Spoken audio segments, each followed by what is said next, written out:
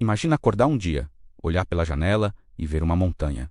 Uma montanha grande, bonita, que sempre esteve ali. Você cresceu vendo ela, seus pais cresceram vendo ela, e todo mundo na sua cidade, Pompeia, a trata como parte da paisagem. O nome dela é Vesúvio. O único problema é que ela não era só uma montanha. Pompeia, no ano 79 depois de Cristo, era uma cidade romana super agitada. Era tipo uma Las Vegas da antiguidade, cheia de comércio, festas, bares, gente rica exibindo suas vilas luxuosas e gente comum tentando ganhar a vida. Tinha de tudo: mercados movimentados, templos para os deuses, anfiteatro para os jogos e até mesmo seus próprios food trucks da época, os termopólios, que vendiam comida quente na rua. A vida era boa, barulhenta e, na cabeça de todo mundo, completamente normal. E lá estava o Vesúvio, o gigante silencioso. Hoje, a gente olha para ele e pensa: óbvio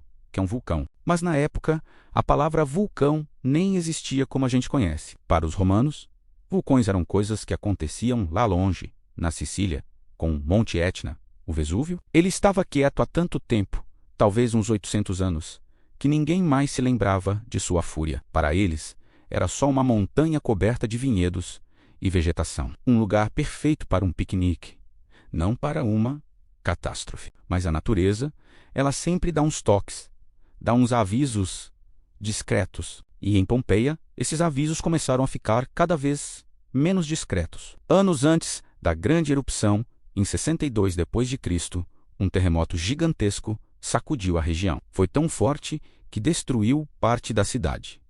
Prédios caíram, templos racharam. Foi um caos.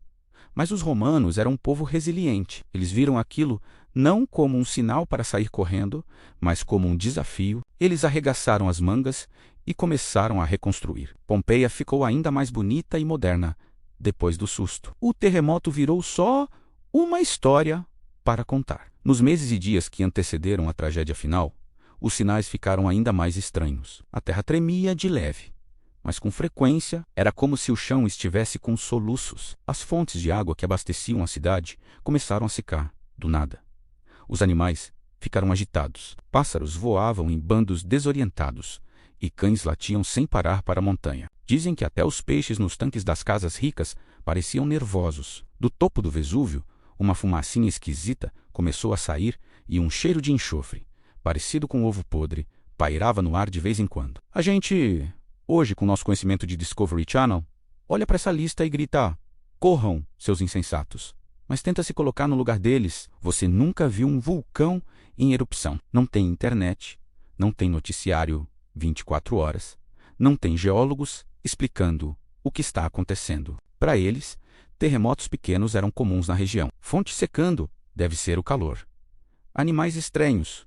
Bobeira, a fumaça deve ser só uma névoa diferente. O cérebro humano tem um mecanismo de defesa incrível, chamado viés de normalidade. Se algo nunca aconteceu antes, a gente tende a acreditar que nunca vai acontecer. É mais fácil e confortável pensar que vai ficar tudo bem. E então, no dia 24 de agosto, ou talvez em outubro, os historiadores ainda debatem: o vai ficar tudo bem acabou? Por volta da 1 da tarde, o Vesúvio decidiu que a soneca de 800 anos tinha sido suficiente, com um estrondo que, segundo relatos, foi ouvido a centenas de quilômetros de distância.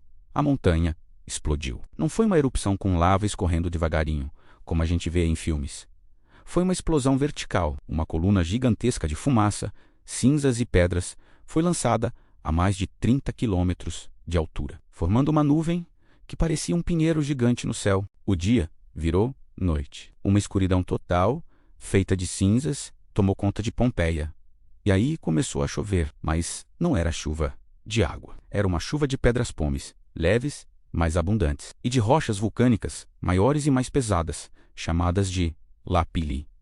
Imagina o pânico, o teto da sua casa começando a desabar sob o peso das pedras. A escuridão, o barulho ensurdecedor da montanha, o chão tremendo. Nesse momento, a decisão mais lógica seria fugir. E muita gente fez isso. Pegaram o que podiam e correram para o mais longe possível. Mas, surpreendentemente, milhares de pessoas ficaram. Por quê? Bom, por vários motivos. Alguns, os mais ricos, não queriam abandonar suas casas luxuosas e seus tesouros. Ficaram tentando salvar joias, dinheiro, objetos de valor, achando que a chuva de pedras ia passar. Outros, simplesmente, não tinham para onde ir. E muitos, ainda presos no viés de normalidade, se esconderam dentro de casa, nos porões, achando que era o lugar mais seguro. Eles pensaram: isso é assustador, mas vai passar. É só esperar aqui dentro. Eles achavam que o perigo vinha de cima, das pedras que caíam. O maior erro deles foi achar que ainda havia tempo. Por cerca de 18 horas, Pompeia foi bombardeada. A cidade foi sendo soterrada lentamente. Mas o pior ainda estava por vir. Na madrugada do dia seguinte, a coluna de fumaça e cinzas no céu, pesada demais para se sustentar, entrou em colapso. E aí vieram os fluxos piroclásticos. Pensa numa avalanche, mas em vez de neve, é uma nuvem de gás superaquecido, cinzas e rochas, descendo a montanha a mais de 100 km por hora, com temperaturas que chegavam a 300 graus Celsius.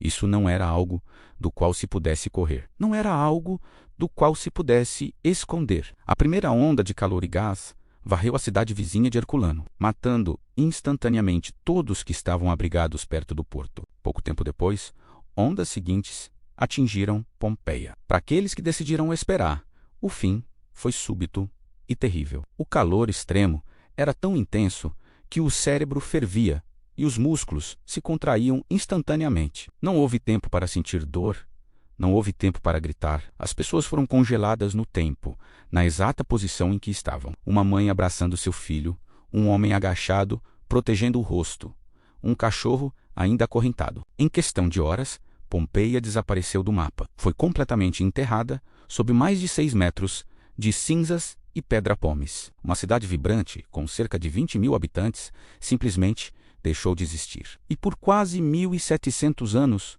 ela permaneceu esquecida, um segredo guardado debaixo da terra. Quando os arqueólogos começaram a escavar Pompeia no século XVIII, eles não encontraram apenas ruínas. Eles encontraram uma cápsula do tempo, pães ainda nos fornos, afrescos coloridos nas paredes, inscrições e grafites que nos contam sobre o dia a dia, as piadas, as fofocas e os amores daquela gente. E o mais chocante, eles encontraram os vazios deixados pelos corpos das vítimas. Ao injetar gesso nesses espaços, ocos na cinza endurecida, eles criaram moldes perfeitos das pessoas no seu último momento de vida. Esses moldes não são estátuas, são um retrato trágico da indecisão. São a imagem de pessoas que, como nós, achavam que o pior nunca aconteceria com elas. A história de Pompeia não é só sobre um vulcão. É um lembrete poderoso sobre como a gente reage ou não reage aos sinais de alerta. Quantas vezes na nossa vida a gente ignora um pequeno tremor, uma fumacinha estranha, um aviso de que algo está errado, seja na nossa saúde, nas nossas finanças ou nos nossos relacionamentos. A gente se acostuma com o risco, acha que sempre foi assim e que nada vai acontecer. Pompeia nos ensina, de forma silenciosa e brutal, que a normalidade pode ser a mais perigosa das ilusões, e que a natureza, e às vezes a vida, não costuma dar uma segunda chance para quem se recusa a ouvir o primeiro aviso. Se você curte essas histórias que fazem a gente pensar sobre o passado para entender o presente, já sabe o que fazer. Se inscreve aqui no canal, porque tem muita história mal contada por aí que a gente precisa ouvir. A história sempre avisa. O problema é quando a gente escolhe não escutar. Valeu e até a próxima.